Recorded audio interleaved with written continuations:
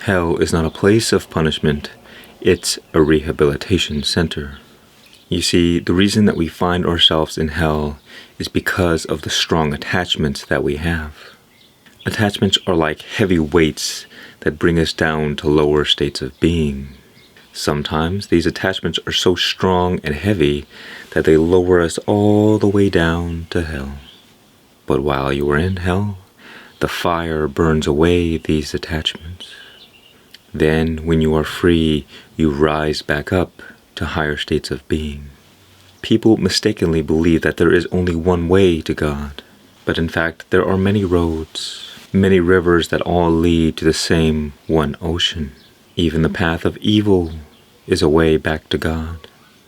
You might say, well, that's not fair. Good people suffer so greatly at the hands of those who are evil. How can they too reach God? You see, heaven is the final destination for all beings in the universe. The question is, what path will you take to get there? That is the adventure.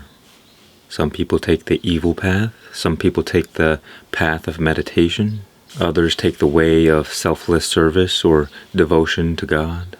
One could say that your karma will determine the tendency of you to take one path or another.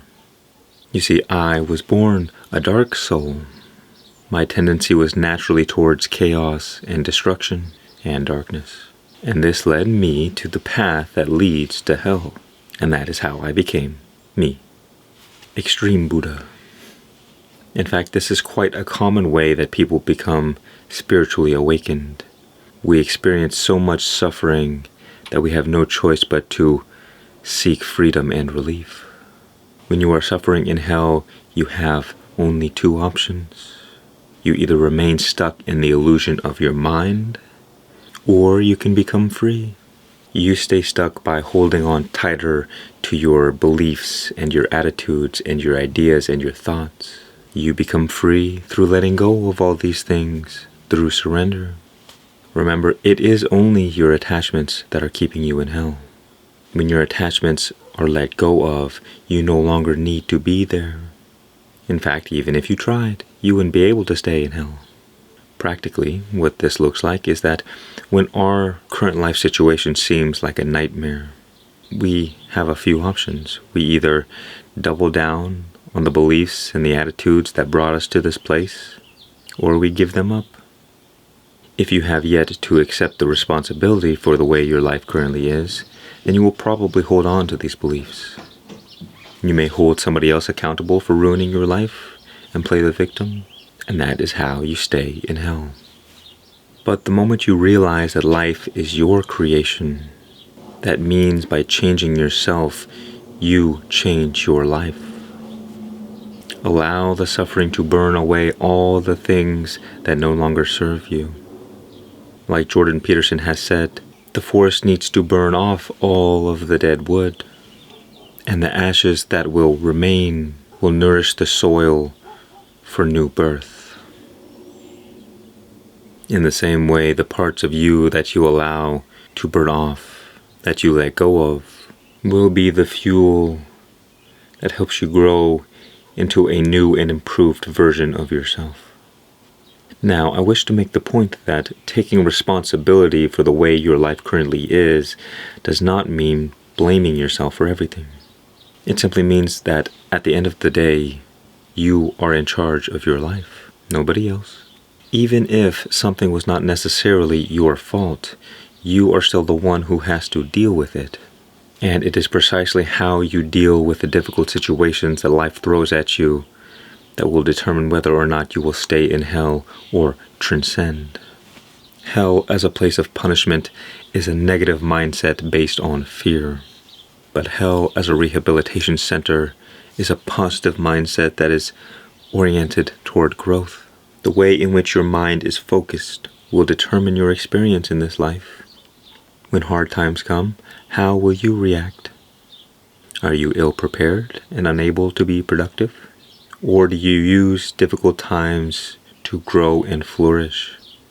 Because the fact is, the times that are the most painful are also the times in which we grow the most.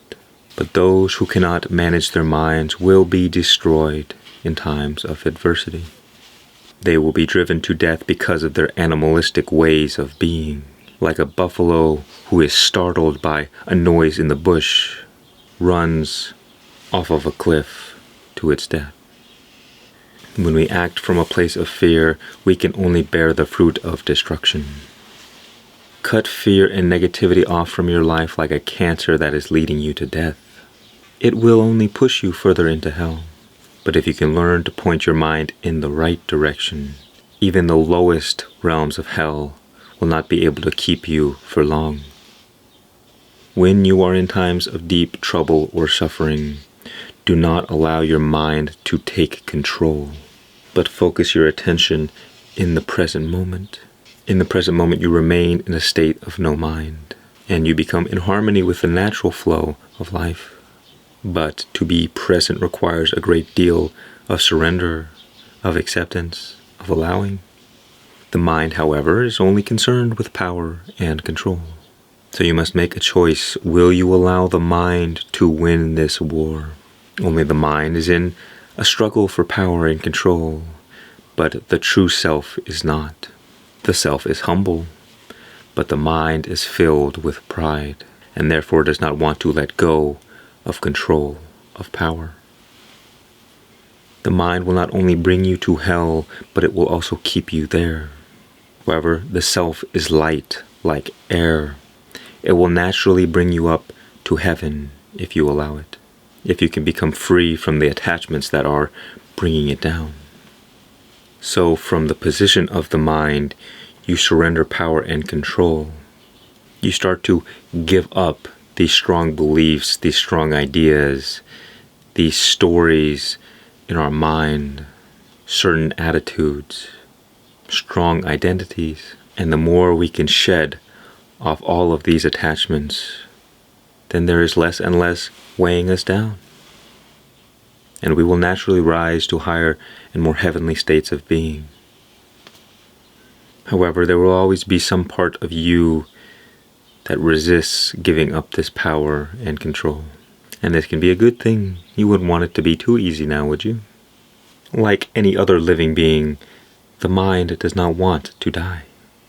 So it will fight and kick and scream. However, the fires of hell will overwhelm and collapse the mind. So use it when it's there. It is a great power that will be of your highest service. But know that when your mind is in hell, it will be furious, because it knows its time is short, and it will be in resistance to all that is. Of course, it is that resistance that is causing the problem, but it is also what allows the mind to retain its form. The mind will be desperate and will do whatever it can to manipulate you into allowing it to retain its power and control over your life. Let the fire burn it away. And do not be afraid that you have lost something of any importance. Only that which is false will burn away, and what remains is the unburned, what is true and what is always free.